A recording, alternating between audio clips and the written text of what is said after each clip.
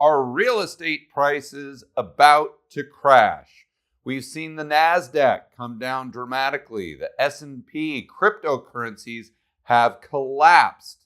So is the housing market next? I'm going to do my best to answer that question for you in 3 simple, fast steps. Step number 1, let's go over adjustable rate mortgages.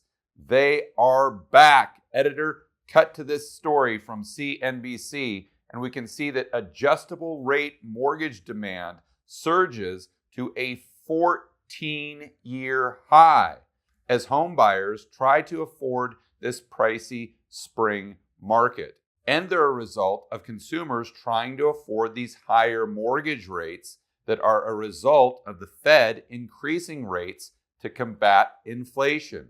But let's go to a chart of adjustable rate mortgages and the average sale price or the average purchase price for a home using adjustable rate mortgages compared to fixed rate mortgages. And this is something that nobody really talks about. They don't get into the minutia of the data, but that's what's incredibly important to try to predict the probabilities of future real estate prices crashing like they did during the last time adjustable rate mortgages were popular. And we know how that story ended with the global financial crisis. So going back to this chart, on the bottom horizontal line, we start at 2011, goes all the way to 2021. Now the chart ends at 2019, but I want to try to go over what has happened since then. And the red line, like we said earlier, represents fixed rate mortgages. The blue line, adjustable rate mortgages. On the left, we go from $100,000 up to $900,000. And as we can see, the adjustable rate mortgages become more and more popular as the price of the homes increase. Okay, well, let's think this through. The average person that's going to buy $1 million home or even an $800,000 home, the majority of their net worth is going to be comprised of their 401k, their stock portfolio, where the net worth of an individual that's buying a $250,000 home, their purchasing power is going to be more a result of their home equity, maybe some cash in the bank, a much smaller 401k, maybe even the car that they own outright. Well, if we're in an environment where the Fed is raising rates until they break something, and this is what I believe they're doing to try to combat inflation, and maybe not even raising rates, just talking about raising rates, like they're really going to get aggressive because they know if they raise rates too much that they're going to completely crush the entire economy because the debts are at all-time highs, sovereign debt, corporate debt, and consumer debt. So they can't increase interest rates too much. They've got to just talk about increasing rates. And hopefully that brings asset prices and inflation down at the same time. I think this is their real objective. And I'd also like to point out the fact this chart stops at 2019. I've got these arrows here because what has happened since then? Well, we all know that the prices have skyrocketed. So if the average sale price of a home being purchased with an adjustable rate mortgage was maybe $700,000 or $750,000 in 2019, I think it's safe to say it's probably closer to $850,000 today. And we know the demand for adjustable rate mortgages is at a 14-year high. But let's get into those numbers a little bit deeper. It means that adjustable rate mortgages as a percentage of the overall mortgage market have gone from about 3% up to 11%. But if you look at the total value of all mortgages that have been created, adjustable rate mortgages now account for 19% of the total market. So what does this mean? Why is this a big deal? Well, I think because there are so many people at the high end of the market taking out adjustable rate mortgages, and their purchasing power is so predicated upon their stock portfolio, if we continue to see stocks go down, plus we see interest rates go up, this is really going to pinch their ability to continue to buy homes. And because these rates are adjustable, if they took out the mortgage, let's say 5 years ago, it would have been at a 3.5% interest rate. But now it will adjust back to, let's say, a 5% interest rate. It could force a lot of these people at the high end, even though they're rich, it could force them to liquidate because they can't afford the higher interest rate with their stock portfolio being cut in half. This takes us right into a feedback loop, or a doom vortex, as I call them on my whiteboard videos. Where the 401ks go down, this decreases purchasing power, which lowers the amount of equity in aggregate total for the real estate market. Well, that equity is also purchasing power, so that limits the ability of these individuals to buy more stocks in the future, putting further downward pressure on prices and taking us right back into this feedback loop. So bottom line here, 401k prices go down, and this puts pressure on real estate prices, which makes the 401k prices go down even further. But that's not where the story ends. We also have to look at mortgage rates through the lens of new home purchases. When people go out and buy a new home, a lot of time they make a down payment before the house is even purchased. So let's just assume you're the average Joe and Jane, and you're buying a new home last year when mortgage rates were maybe 3%, 3.5%. You're adjusting that, no pun intended, into your budget. So you're saying, okay, at a 3.5% interest rate, that means we can afford a $400,000 home if our budget per month is, let's say, $2,000. Well, what happens when mortgage rates go from 3.5% to, let's say, 5.5% or 6% or even higher by the time the home is actually built? That average Joe and Jane can no longer afford the home, and it goes back onto the market.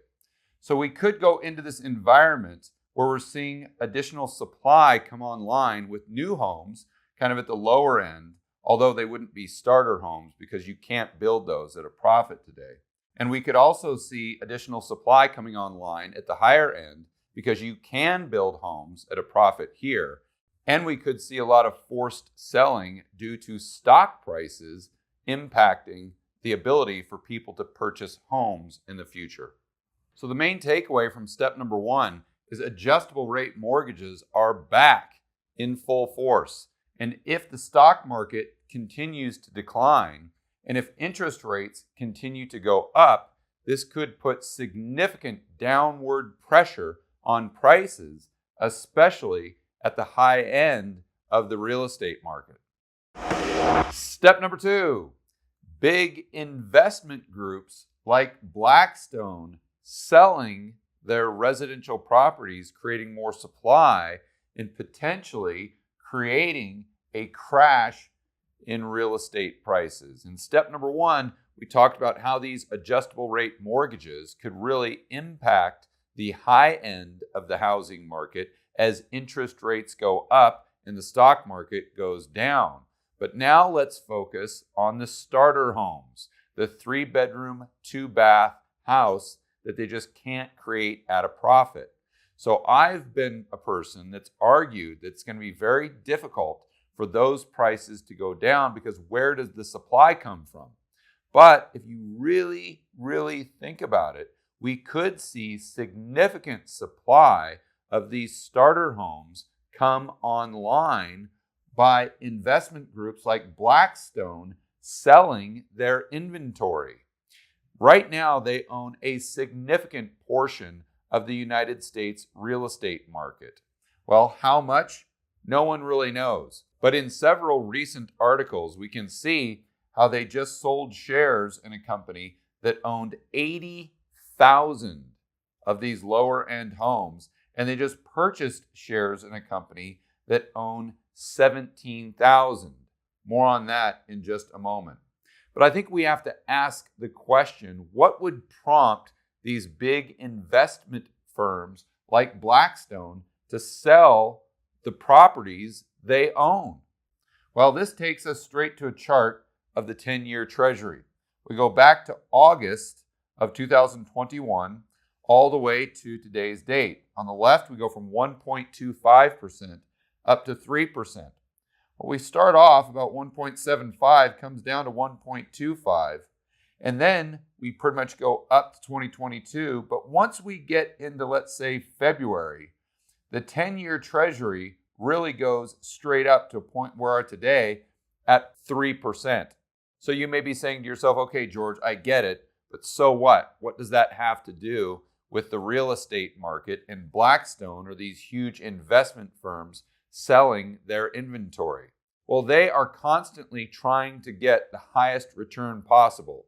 They don't care about real estate. They don't care about stocks. They're really agnostic when it comes to asset classes.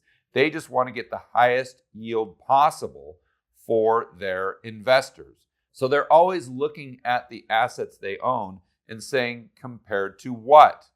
So if they're getting a 5% return on their real estate, let's say, and if treasuries go from 3% to 4% to 5% to 6% as a result of the Fed raising rates or just due to market forces, this is going to prompt them to liquidate many of those homes to buy treasuries, because now treasuries are a better deal. Or said another way, if the 10-year Treasury is yielding 6%, this would be a better deal as far as risk reward than the homes that are currently in their portfolio that are only yielding 5%.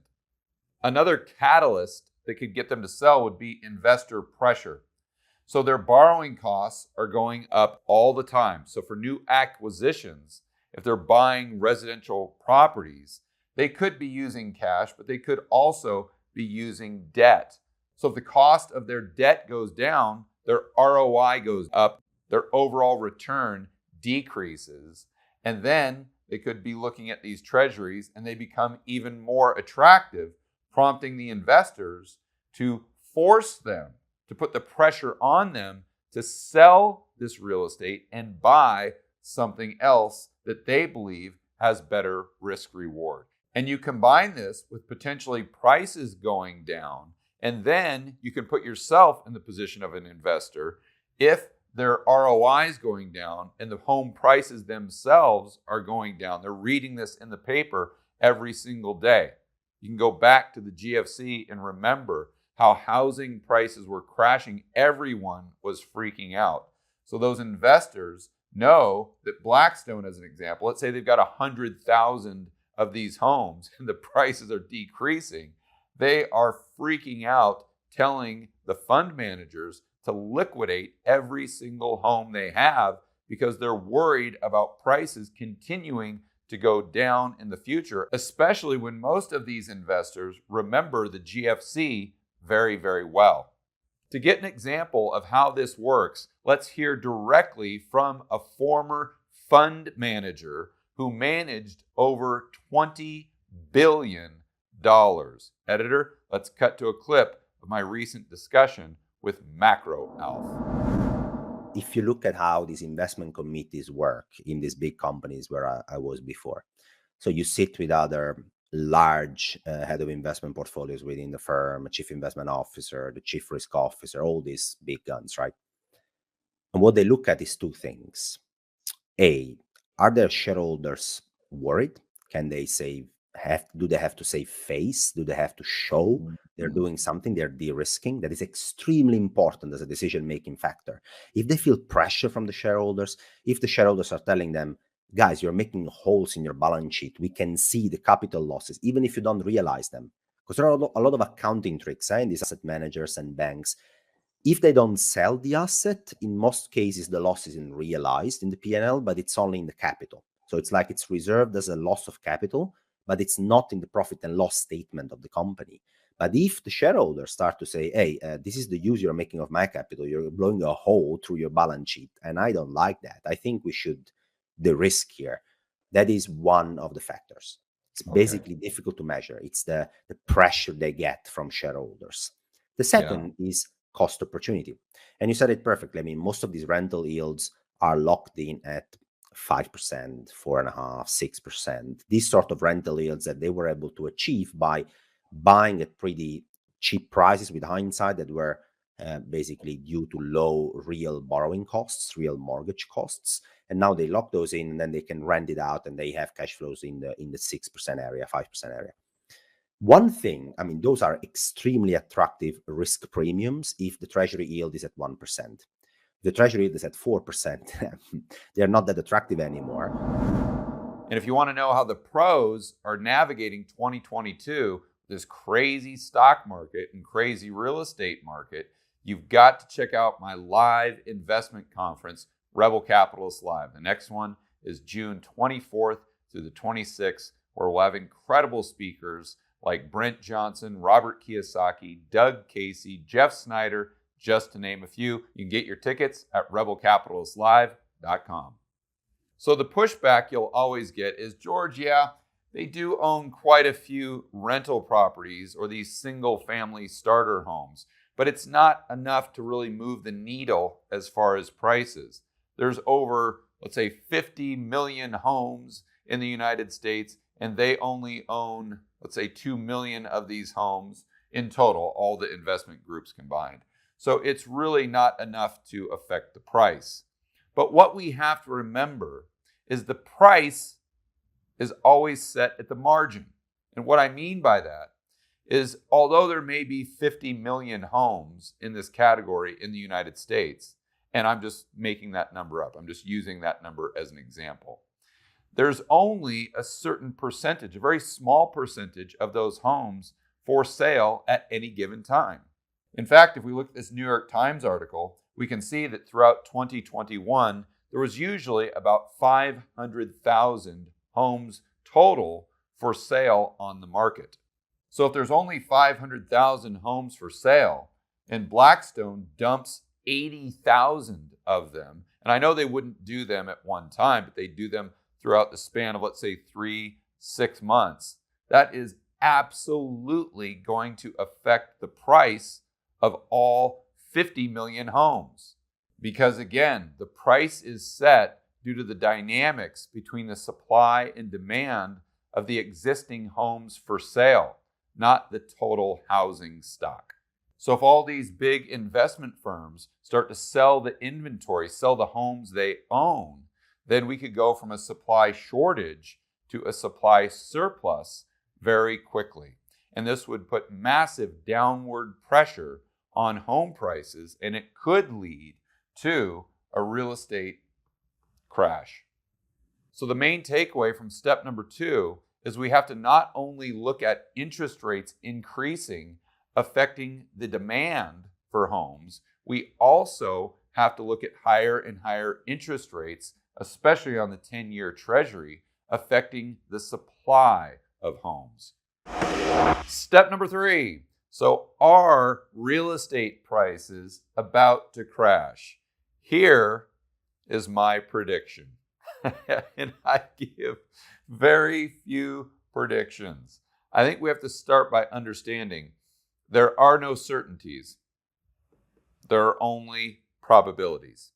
So let's go to a chart I just created of Fed funds. So this is the overnight rate the Federal Reserve sets. So when Jerome Powell comes out and says that they're raising interest rates by 50 basis points, he's talking about Fed funds. On the left, we go from 1% to 5%. On the right, this is what I think the probabilities could be that home prices start to decline in nominal terms, so without adjusting for the rate of inflation. So if Fed funds is at 1%, I think, and this is just rough numbers, I think the odds of housing prices going down would be about 40%. And this is an aggregate total across the United States, high-end homes, lower homes, and everything in between. But if we get Fed funds up to 2%, now the odds, maybe 50. If we took Fed funds up to 5%, I think there'd be an 80% chance of home prices coming down in nominal terms. So then, of course, the question becomes, well, how high will the Federal Reserve actually take rates? And I think this is dependent upon inflation. So CPI just went from 8.5%, the headline number, down to 8.3%. So if this number continues to decline, goes from 7 to 6 to 5, I think the Fed will hold back on increasing rates. Therefore, the probability of real estate crashing would be a lot lower. But if the CPI goes back up to 8.5, then to 9.5, then to 12, like we're seeing right now in the UK, then the Fed isn't going to have a choice but continue to raise rates regardless of what is happening to asset prices. Why? Because the politicians, they're going to do what they think is most expedient when it comes to buying your vote. So if they believe that lowering inflation will buy your vote, even though it's decreasing home prices, it's exactly what they're going to do. But if they think you're more likely to vote for them if inflation continues to go up, as long as home prices remain stable, well, then I think that's what they're going to push Jerome Powell to do. In other words, keep interest rates low even though inflation is running hot. But to answer the question directly, are real estate prices about to crash? My answer would be no. I don't think they are. And here's why. Editor, go ahead and throw up a chart of home prices going back to 1900 adjusted for inflation. And you can see going back to the last housing crisis we had, or crash in the real estate market, the housing bubble blowing up, it took prices 6 years to quote unquote crash. So real estate prices don't move quickly. They're not like the stock market or some cryptocurrency. And another thing we have to understand is for some reason our society, therefore the governments and the politicians, believe that consumer price inflation is really bad. But asset price inflation is really, really good. They can't seem to connect the dots.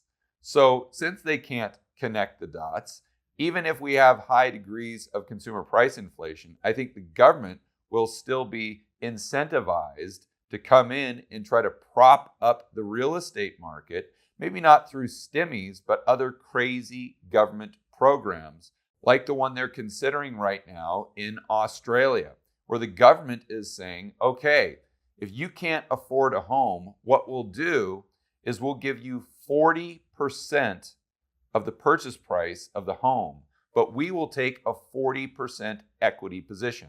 So you only have to come up with the down payment or the monthly payments for 60% of the home value. So basically the government owns 40% of your home.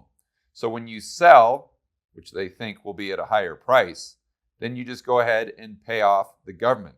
You buy them out of their equity position.